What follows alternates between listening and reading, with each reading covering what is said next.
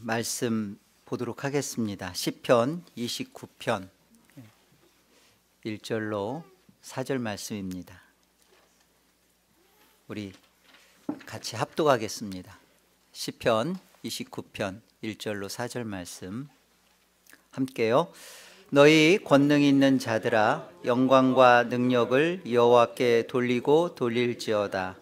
여호와께 그의 이름에 합당한 영광을 돌리며 거룩한 옷을 입고 여호와께 예배할지어다. 여호와의 소리가 물 위에 있도다. 영광의 하나님이 우레소리를 내시니 여호와는 많은 물 위에 계시도다. 여호와의 소리가 힘 있으며 여호와의 소리가 위엄차도다. 말씀 제목이 뭐예요?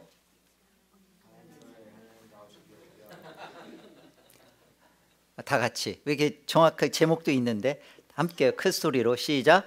하나님을 하나님 다우시게 예배하라. 어떻게 하는 것이 하나님을 하나님 다우시게 예배하는 걸까요?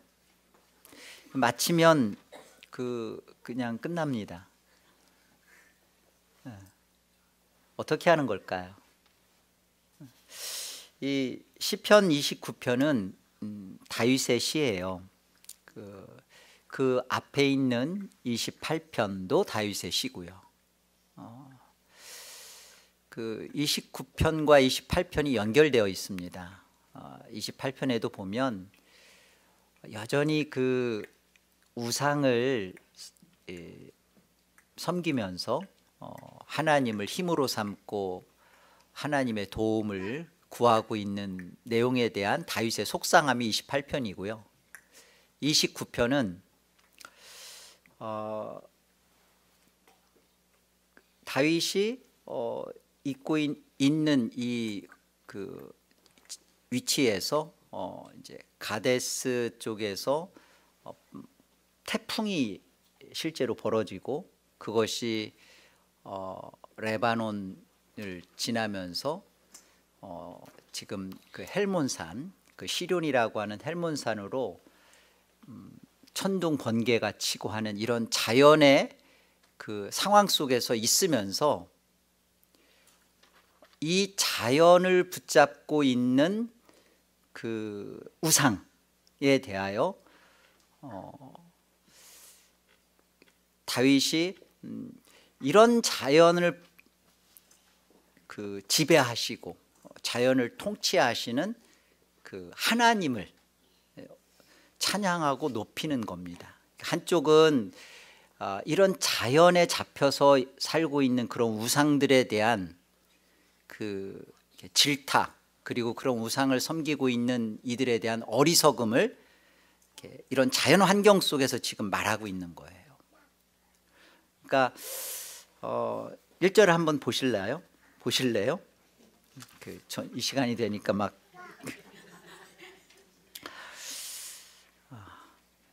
너희 권능 있는 자들아.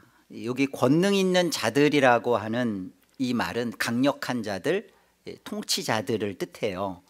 그런데 이 단어가 벤이라는 것은 아들이라는 뜻이잖아요. 그러니까 아들들입니다. 벤에 하면 아들들이고요. 엘힘, 그래서 엘이라는 것은 신이니까 이게 복수로 림이니까 신들인 거예요. 그러니까 그대로 번역을 하면 신들의 아들들아 라는 뜻입니다. 이 권능 있는 자들이라는 말이. 그러니까 이게 무슨 말이냐면 우상으로 힘을 삼고 있는 자들아 라는 뜻이에요. 그러니까 이때 당시에 그 이스라엘 가운데 힘을 삼고 있었던 우상이 하나는 바알입니다. 바알은 이렇게 풍요를 약속하는 신인데 이 풍요를 약속하면서 몰고 오는 게 사실은 물이 필요하잖아요. 폭풍과 같은. 그래서 폭풍이 있을 때 이 폭풍의 신으로 여겼던 게 바알입니다. 또 또 하나의 신이 얌이에요. 얌은 뭐 같은 종류인데 물의 신입니다. 그래서 여기 그 권능 있는 자들아라는 말은 바알과 얌과 같은 그런 우상들을 섬기면서 그런 우상으로 여전히 힘을 삼고 있는 자들에게 하는 말이에요. 이들에게 하는 말이 뭐냐면, 우리 먼저 3절 한번 가보실래요? 여호와의 소리가 물 위에 있도다. 영광의 하나님이 우레소리를 내시니 여호와는 많은 물 위에 계시도다. 여호와의 소리가 힘이 있으며 여호와의 소리가 위엄차도다. 이게 무슨 말인 거예요? 지금 너희가 의지하고 있는 이런 물, 이 물을 그 우상이라고 하는 것이 너희에게 축복을 주는 것이라고 생각하고 있는데 사실은 이 물을 하나님이 지배하고 있다. 여호와의 소리가, 그러니까 여호와의 위엄과 능력이 이 너희가 붙잡고 있는 이 우상 아무런 힘도 안 된다. 지금 다윗이 이 벌어지고 있는 자연 속에서 태풍이 일고 뇌성병락이 치고 천둥이 막 치고 있는 이 상황 속에서 외치고 있는 말인 거예요. 저를 보세요. 너희 권능 있는 자들이라는 말 자체가 그런 의미입니다. 우상으로 힘을 지금 삼고 있는 자들아, 그들에게 뭐라고 말해요? 1절 다시 보세요. 너희 권능 있는 자들아, 어떻게 하라고요? 영광과 능력을 여호와께 돌리고 돌릴지어다. 그렇게 그 우상을 힘삼으면서, 그리고 그 우상을 가지고서 여전히 그것으로 예배하려고 하고 있는 이들에게 너희가 참으로 영광을 돌리고 너희가 참으로 예배해야 할 이 여호와께 온전히 영광을 돌리고 돌려라 라는 말입니다. 하나님의 능력과 위대하심에 합당하게 예배하라는 뜻이에요. 영광과 능력을 여호와께 돌리고 돌리라는 것은. 이 여호와라는 단어는요, 우리가 이제 잘 알고 있는 것처럼 뭐 이렇게 구속하신 하나님, 언약에 신실하신 하나님이라는 그런 의미잖아요. 그러나 이 여호와라는 말은 성경 속에서 너무나 거룩한 단어예요.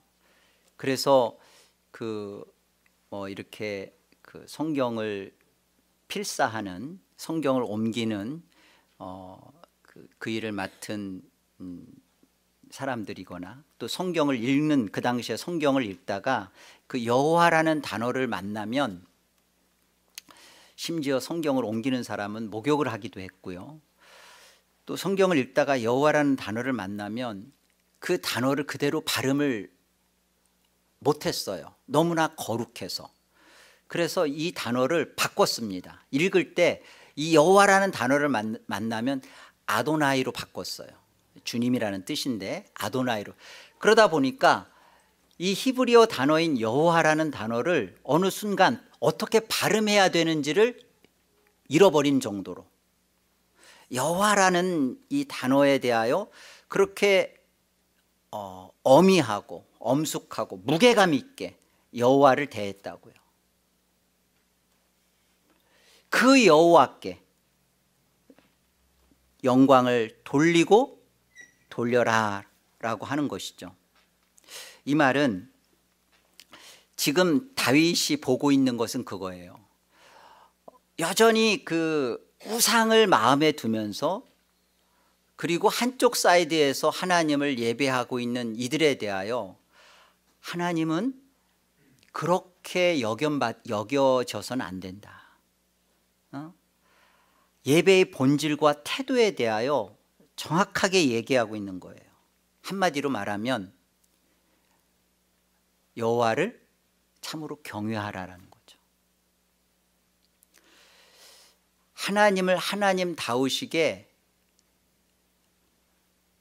대접해야 되는 것이고요, 그렇게 높여야 되는 거예요.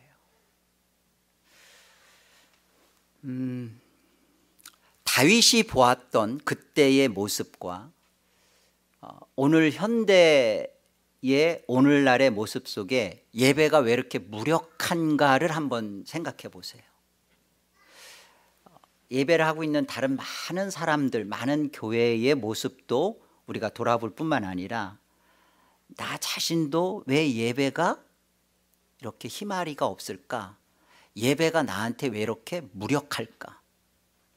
예배를 통해서 어떠한 변화도, 어떠한 실제적인 살아있는 경험도 맛보지 못하는 이유는 어디에 있을까? 한번 물어보세요.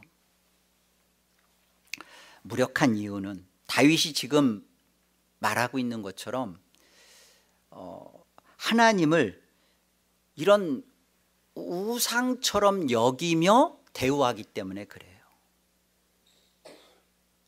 여전히 폭풍을 몰고 오는, 그래서 풍요를 가져다주는 바알처럼 그렇게 여전히 그 하나님을 나 좋아라 하는 하나님으로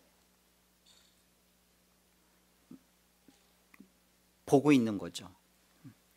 나 좋을 대로 하나님을 만들어서 자기 입맛에 자꾸만 이렇게, 죄송한 표현이에요, 하나님을 길들이고 있는 겁니다.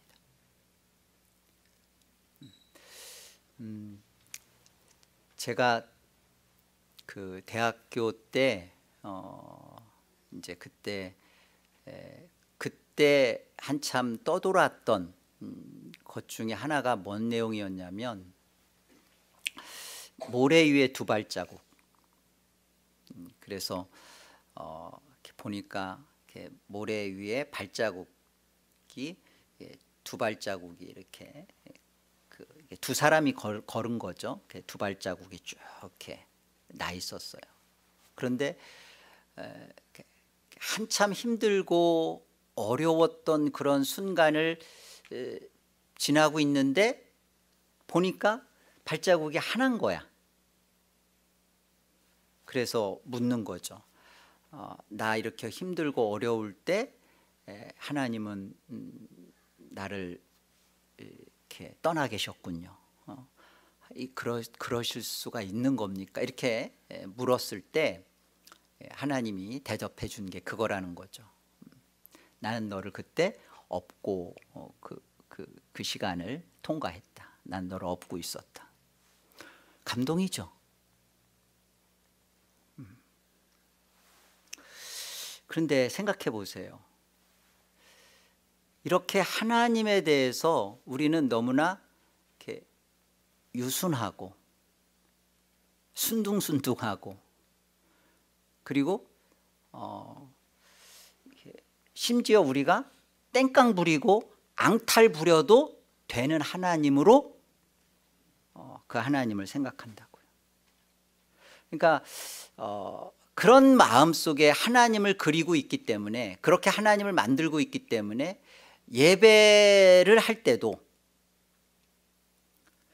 그 하나님을 경외하고 그 하나님 앞에 엎드리고 함부로 부를 수 없는 여호와라는 단어 앞에 참으로 두렵고 떨리는 마음으로 하나님 앞에 서 있지를 않아요. 내 삶이 어떠하든 예배에 대하여 준비되어 있지 않고 부산하게 와도 그냥 하나님은 나를 어여삐 여기고 받아주고 그냥 나를 무조건 좋아라 해주는 하나님으로 내가 만들어가고 있기 때문에 그래요. 그러니까 그 예배는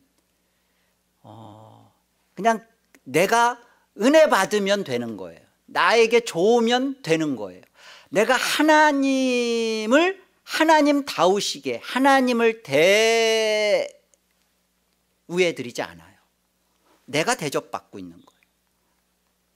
여러분, 이게 오늘 시편 29편의 다윗의 정말 하나님을 그렇게 여겨서는 안 된다라는 거예요. 오늘 본문 2절을 보세요. 여호와께 그의 이름에 합당한 영광을 돌리며 거룩한 옷을 입고 여호와께 예배할지어다. 그의 이름에 합당한이라는 이 번역을, 표준 세 번역은 그의 이름에 어울리는, 걸맞은 이라는 거로 번역했어요.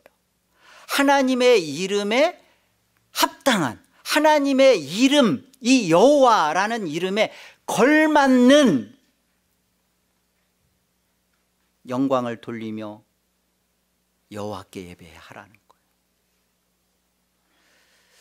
이 하나님의 이름에 합당한이라는 이 표현은요, 다른 게 아니에요. 그 이름에 합당하다는 말은 하나님의 속성과 하나님의 그 성품에 일치되는.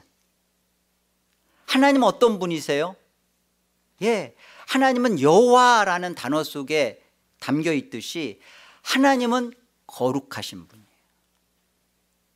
함부로 인간이, 하나님은 사랑이죠. 물론 하나님 사랑이시죠. 그런데 나 좋을 대로, 나 편할 대로 하나님을 내가 내 입맛에 길들여가면서, 하나님은 사랑이시니까 어떻게 해도 나를 받아주시고, 내가 어떻게 해도 하나님은 이름 부르면 달려와 주시고, 마냥 나를 위하여 있는 그렇게 여김받아서는 안 된다고요. 오늘날 하나님이 얼마나 하나님이 하나님다우시지 못하게 그의 이름을 망령되이 일컫기도 하고, 하나님을 참으로 하나님으로 섬기지도 아니하고, 그리고 그 하나님 앞에 여전히 자기들은 필요한 것을 요구하고, 마치 그 하나님께 돈을 맡긴 것처럼 언제든지 달라고 하고, 언제든지 땡깡 부리면 하나님은 응석받아주는 그런 엄마와 같은, 여자와 같은 그런 모습으로 하나님을 대하는 거죠. 여기에 다윗의 정말 너무너무 안타깝고 속상한 마음이 담겨져 있는 게 이 시편 29편입니다. 우리는 이 말씀을 이렇게 보면서 하나님에 대하여 우리가 어떻게 예배해야 되는가, 하나님을 어떻게 예배해야만 옳은 것인가를 잊어서는 안 돼요. 여기 거룩한 옷을 입고라고, 거룩한 옷이라는 것은 대제사장의 성결의 옷입니다. 그리고 이것은 장차 예수 그리스도의 십자가의 보혈의 옷을 사실은 상징하고 있어요. 이 거룩한 옷을 입고 여호와께 예배하라 라는 말의 의미는, 거룩한 옷을 입으라, 그리고 여호와께 예배하라. 장차 십자가에 죽으실 예수 그리스도의 그 십자가의 그 아름다우심으로, 구별된 마음으로, 구별된 자세로, 구별된 태도로 예배 속에 임하라는 거예요. 도대체 십자가로 구별됐다라는 의미가 어떤 것인지 좀 살펴봅시다. 히브리서 12장을 보세요. 우리 같이 한번 읽어봅시다. 28절 29절. 그러므로 우리가 흔들리지 않는 나라를 받았은즉 은혜를 받자. 이로 말미암아 경건함과 두려움으로 하나님을 기쁘시게 섬길지니 우리 하나님은 소멸하는 불이심이라. 흔들리지 않는 나라를 받았답니다. 세상 나라는 진동합니다. 세상 나라는 그냥 조그만 일, 그냥 그런 것들 때문에 움직여요. 좋고 싫고 변해요. 그런데 우리가 받은 나라, 하나님 나라는 요동치 않습니다. 흔들리지 않습니다. 그런 나라를 받은 자로서의 우리의 은혜, 우리 찬양도 했잖아요. 지금까지 지내온 것, 주의 은혜라 주의 은혜라. 여러분, 하나님이 여러분의 인생 속에 간섭하시고 도우셔서 여기까지 우리를 붙드시고 우리를 말씀으로 우리를 감화감동해 주시고 예배를 우리를 부르시고 이 은혜를 받은 저와 여러분은 거룩함으로의 이 아름다움, 십자가를 통과한 이 구별된 모습으로서의 그 예배의 모습은 어떤 것이어야 되느냐? 히브리서에서 말씀하는 것처럼 경건함과 두려움으로 하나님을 기쁘시게 해야 합니다. 이것이 중심이고요. 이것이 예배에 대한 바른 태도예요. 하나님다우시게 하는 것은 하나님을 여호와를 참으로 경외하는 자세를 갖는 겁니다.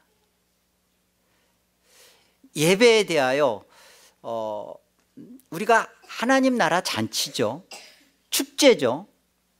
그런데 이 예배에 대하여 우리가 갖는 마음은 경건함과 두려움으로 하나님을 대우하는 거예요.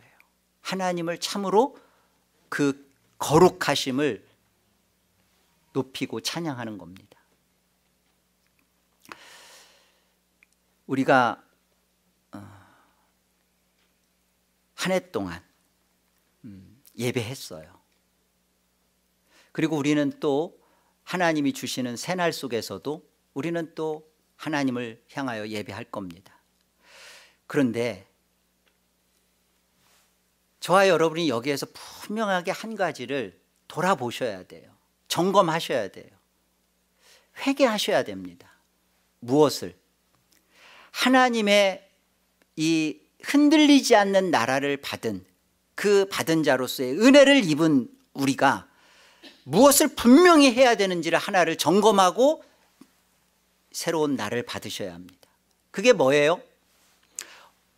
우상처럼 하나님을 예배해서는 안 됩니다. 우상은요, 절대 우리를 바로잡아 주지 않아요. 내가 원하는 것을 여전히 나는 요구할 권리를 갖고 우상을 섬기는 겁니다. 그렇게 하나님을 예배하는 태도와 그런 자세는 절대 여러분이 흔들리지 않는 하나님 나라가 도대체 무엇인지를 경험 못해요. 그저 세상 나라, 이랬다 저랬다, 오늘은 천국, 내일은 또 지옥, 이렇게 흔들릴 수밖에 없는 신앙생활을 하게 된다고요. 우상처럼 하나님을 가지고 있는 사람은 여전히 하나님은 편리한 하나님이에요. 나를 언제나 예뻐해 주시는 하나님, 내가 어떻게 해도 못 본 채 해주시고 또 사랑해 주시는 하나님, 내 입맛에 맞춰진 하나님. 여러분, 이거 우상 예배입니다. 이거 거짓 신앙이에요. 한 해를 마무리하면서 좋은 말씀 많아요. 그러나 그 많은 말씀들을 생각하고 준비하는 제 마음속에 하나님이 이 시편 29편을 주셨어요. 적어도 에덴 개혁장로교회 함께 예배하는 저와 여러분 속에 올 한 해를 넘기면서 새로운 하나님이 주시는 해 속에 우리의 예배는 어떠한 하나님으로 하나님을 예배해야 되는지를 분명히 하고 우리가 한 해를 넘겼으면 합니다. 이것이 주의 은혜에 대하여 바르게 아는 태도요, 바르게 아는 자의 모습입니다. 제가 하나님을 하나님다우시게 하는 예배의 특징 3가지를 말씀드리면서 정리할게요. 하나님을 하나님다우시게 하는 예배의 특징 첫 번째, 하나님 중심적입니다. 시편 115편 1절 우리 다 같이 읽겠습니다. 함께요. 여호와여, 영광을 우리에게 돌리지 마옵소서. 우리에게 돌리지 마옵소서. 오직 주는 인자하시고 진실하심으로 주의 이름에만 영광을 돌리소서. 예배의 주인은 하나님입니다. 시작부터 과정까지 끝까지 다 하나님이세요. 여기 그렇잖아요. 영광을 우리에게, 사람에게 있게 하지 마옵소서. 우리에게 주지 마옵소서. 주의 이름에만 영광을 돌리소서. 초점이 사람에게나 나에게 있지 않고요, 하나님께 있습니다. 그 하나님께 영광이 돌려집니다. 기억하세요. 기억하세요. 졸리시더라도 기억하세요. 예배는 은혜 받고자 드리는 거 아닙니다.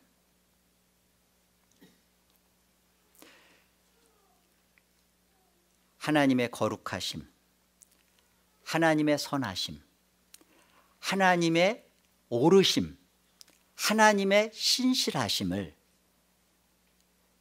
내 생각은 그렇지 않을지라도 나는 그 하나님이 맞닥뜨가지 않더라도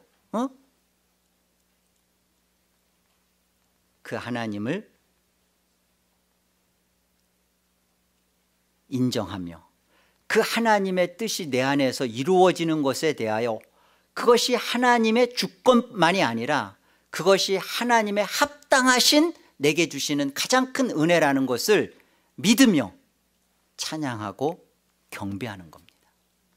그래서 하나님의 말씀이 여러분에게 떨어질 때 그 말씀이 여러분에게 부인하게 하고 여러분을 부정시키고 여러분의 자존심을 상하게 하고 할지라도 그것을 통하여서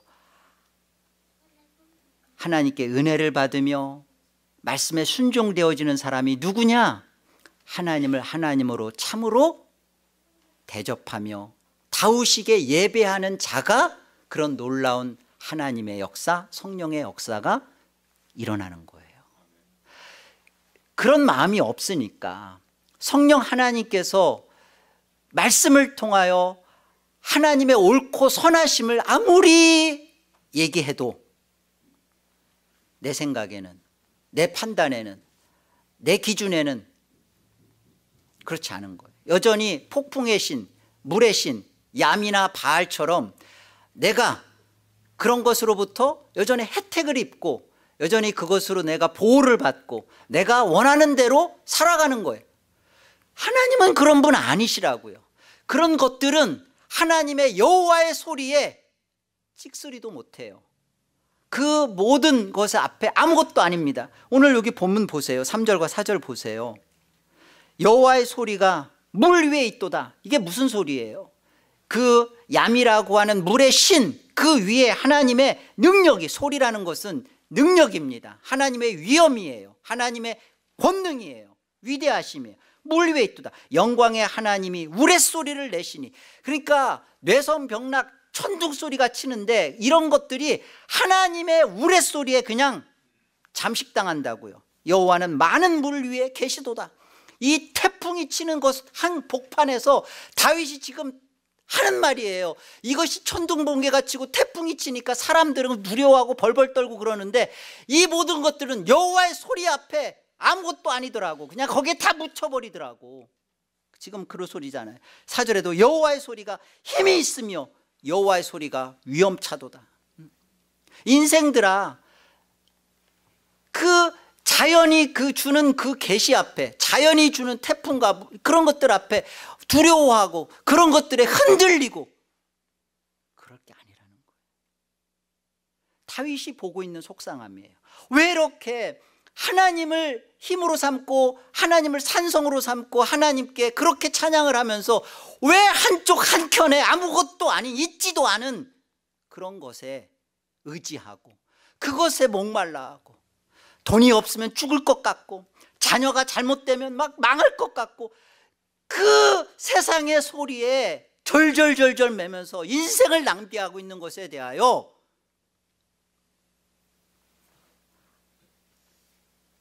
그리고 그러면서 하나님 앞에 예배하고 있는 이 우상처럼 하나님을 대하고 있는 것에 대한 이 속상함, 이 잘못됨, 본인도 하나님을 경험 못하고 있는 거예요. 둘째는요, 하나님을 하나님다우시게 하는 예배의 특징 두 번째는요, 순종과 헌신이 따릅니다. 로마서 12장 1절 우리 다 같이 읽습니다. 그러므로 형제들아, 내가 하나님의 모든 자비하심으로 너희를 권하노니 너희 몸을 하나님이 기뻐하시는 거룩한 산제물로 드리라. 이는 너희가 드릴 영적 예배니라. 영적 예배라는 것에 다른 그 각주에 보면 합당한 예배라고 되어 있죠. 그 합당한 예배를 뭐라고 표현하냐면 너희 몸을 하나님이 기뻐하시는 거룩한 산제물로, 이게 그 표준 세번역본에 보면 거룩하게 구별된 살아있는 희생물로, 거룩하게 구별된 살아있는 희생물, 거룩한 산제물이라는 뜻입니다. 개혁주의 신앙은 저도 그 장로교 신학을 하고 이 개혁 신학을 했기 때문에 너무나 사랑하고 이것이 성경적이라는 것을 저는 정말 신뢰하고 분명합니다. 하나님의 예정교리, 하나님의 주권 틀림없어요.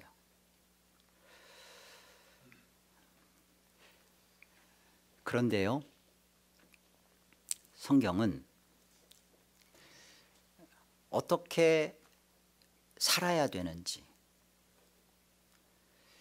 하나님의 주권의 은혜를 입은 하나님의 자녀들은 어떤 삶을 살 수밖에 없는지 철저하게 하나님이 구원받은 사람들 속에 주어진 인격적 의지, 하나님을 인격적으로 택하며 섬기며 하나님을 향하여 스스로가 사랑을 고백하고 하나님의 말씀에 순종의 반응을 낼 수 있는 인격적인 의지, 이 인격적 의지에 대하여 성경은 말하고 있다고요.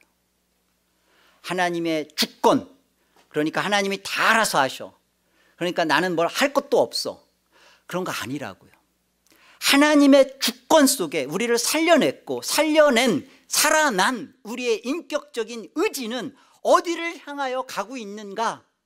하나님을 하나님으로 대접하며 마땅히 하나님을 하나님다우시게 하는 것으로 가는 이 인격적인 하나님의 의지가 나오는 것이, 그게 주권을 받은 자예요. 이것이 따라 나오지 않는 것은 죽은 자인데 스스로 살아있다고 생각하는 겁니다. 여러분, 하나님을 하나님다우시게 예배한다는 것은 개혁신앙, 주권, 예정, 선택 이런 것만 말하면서 실제로 시간과 물질과 말과 행동과 관계에서, 부부관계에서, 부모와 자녀의 관계에서 여기서 자기를 내어주고 자기를 포기하고 이런 이기적이고 편리적인 그런 것에서 정말로 순종하고 내어주고 사랑하고 하는 것, 실제적인 것들을 하는 거라고요. 이게 성경이 말하고 있다고요.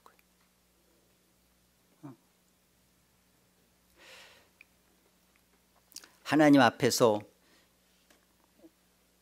시간도 내 거라고 생각하고 게으르게 사고, 물질도 내가 주인이라고 하면서 내가 원하는 대로 하고, 그러면 안 됩니다.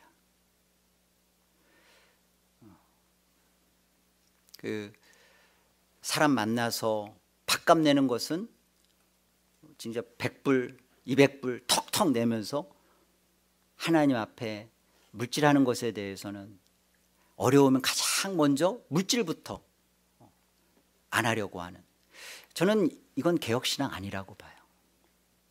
정말 하나님의 주권과 개혁신앙을 가진 사람은 실제적으로 그 삶 속에서 헌신과 순종과 이런 것들이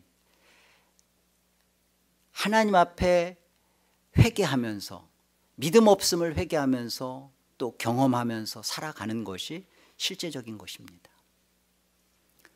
관계 안에서도, 성도와의 관계, 남편과의 관계 안에서도 실제적으로 자신의 이기심을 내려놓고 상대의 말을 들어주고 기다려주고 배려해주고 덮어주고 안아주고 하는 이런 실질적인 것들이 있어지는 것이 이게 올바른 신앙이라고요. 이런 실제적인 것이 하나님을 하나님다우시게 예배하는 것에서 갖고 있는 특징입니다. 마지막 세 번째는요, 하나님의 영광을, 하나님을 하나님답게 예배하는 자는 하나님의 영광을 선포합니다. 여러분, 하나님의 영광이라는 뜻이 무엇입니까? 물어보면 여러분 뭐라고 대답하고 계세요? 하나님의 영광이 무엇입니까? 라고 여쭤보면 누가 물을 수 있잖아요. 하나님의 영광 말씀하시는데 도대체 그 하나님의 영광이 뭡니까? 뭐예요? 오늘 제목처럼 하나님의 영광은요, 하나님의 하나님 되심이 드러나는 겁니다. 하나님이 어떠하신 하나님인지 그 하나님의 속성이 드러나지는 거예요. 자연 속에 하나님은 하나님의 영광이 드러납니다. 저와 여러분의 인생 속에, 그리고 가장 하나님이 영광 받으시는 예배 속에 하나님의 하나님다우심, 하나님의 하나님 되심이 여러분을 통해서 드러나질 때 하나님은 너무너무 기뻐하신다고요. 우리가 최대 관심사, 우리의 최대의 우리의 바라보는 우리의 목표, 목적, 신앙의 최고의 기쁨, 만족, 그게 어디여야 할까? 하나님을 하나님다우시게 예배하는 것입니다. 이 하나님을 하나님다우시게 예배하는 여부, 내가 그렇게 예배했나? 그렇게 예배하지 못했는가? 라는 점검은 내가 오늘 예배를 하고 무엇을 느꼈는가? 무엇을 깨달았는가? 모르는 성경에서 어떤 것을 내가 발견했는가가 중요한 게 아니에요. 하나님이 오늘 나의 이 예배를 기쁘시게 받으셨는가? 나는 하나님께 나의 최대의 기쁨과 최대의 감격과 최고의 나의 만족을 하나님께 올렸는가? 나는 하나님 앞에 내 자신을 갖다 놓아서 드림으로 인해서 하나님이 가장 기뻐하심이 된 것을 이 예배 속에서 나는 그것을 하나님 앞에 올렸는가? 하나님이 나의 이 예배를 정말로 기쁘시게 나의 이 예배를 받으셨는가? 이게 우리의 관심이어야 돼요. 예배하면서 내가 얼마나 위로받고, 내가 또 어떻게 은혜 받고, 내가 모르는 거 어떻게 깨닫고, 그래서 오늘은 은혜 받았습니다. 은혜 받았습니다 라는 말은, 여러분 이렇게 목사한테 수고했습니다, 오늘 제가 참 힘을 얻었습니다 라는 고마운 말인 거는 알아요. 그러나 예배는 은혜 받고자 예배하는 게 아니라 하나님을 하나님다우시게, 하나님을 기쁘시게 하는 것이 진정한 예배의 목적입니다. 우리가 바뀌어야 돼요. 많은 교회가, 많은 또 사람들이 지금 다윗이 보았던 것처럼 우상적 예배를 한단 말이에요. 목적을 자기에게 두고 초점을 나에게 두고 있어요. 그러니까 그 예배는 내가 바뀌지 않아요. 왜요? 여전히 내가 목적인데 왜 내가 바뀌어요? 내가 만족스러워야죠. 내가 기뻐야죠. 내가 행복해야죠. 그게 예배의 이유인데요. 그러니까 그 예배 속에는 내가 올라가요. 내가 높임을 받아야 돼요. 내가 알아줘야 돼요. 예배 속에서도 그 내가 올라가기 때문에 신앙 전반에서 나를 알아주지 않으면 못 견디는 거예요. 그건 거짓이죠. 왜 이런 거짓 신앙이 바뀌지 않냐면 예배 자체가 문제라서 그런 거예요. 예배의 주인이 하나님이 아닌 거가 문제인 거예요. 우리의 예배는 이제는 우상적 예배, 우상 예배가 아니라 여호와 예배여야 합니다.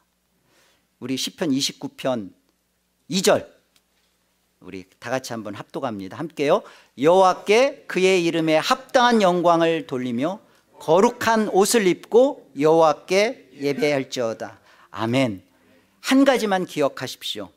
우상 예배는 내가 바뀌지 않습니다. 나를 바꿀 마음도 없습니다. 여호와 예배는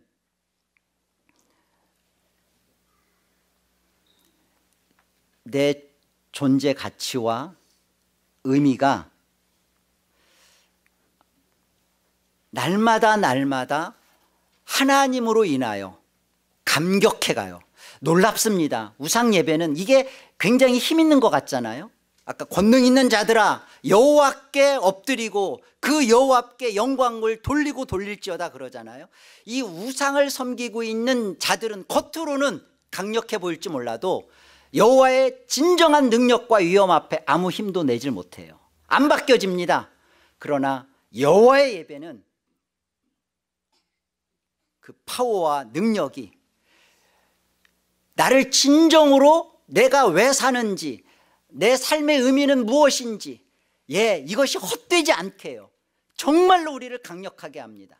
그래서 예배 속에서 하나님으로 인하여 만족하며 하나님으로 인하여 기뻐하며 하나님 때문에 감격하며 그 하나님을 위하여서 사는 존재의 가치가 회복되기 때문에 힘이 써져요. 안 바뀌어지는 것이 그게 기적이에요. 바뀌어질 수밖에 없습니다. 새로운 한 해를 우리가 준비하면서 하나님, 그렇습니다. 내가 하나님을 모른다 한 적은 없지만 그 하나님을 우상적 예배로 예배했던 거 회개합니다. 여호와의 예배로 그의 이름에 합당하게 거룩한 옷을 입고 여호와께, 거룩하신 하나님께 위엄과 영광과 그의 이름을 높이면서 바르게 예배하겠습니다. 새로운 한 해 그렇게 했을 때 저와 여러분의 현실 속에, 여러분의 신앙 속에 어떤 일이 벌어질지를 기대해 보십시오. 새로운 한 해가 기다리고 있습니다. 하나님의 이름에 영광을 올릴 때 여러분에게 주어지는 그 놀라운 여러분에게 있어질 감격을 소망하십시오.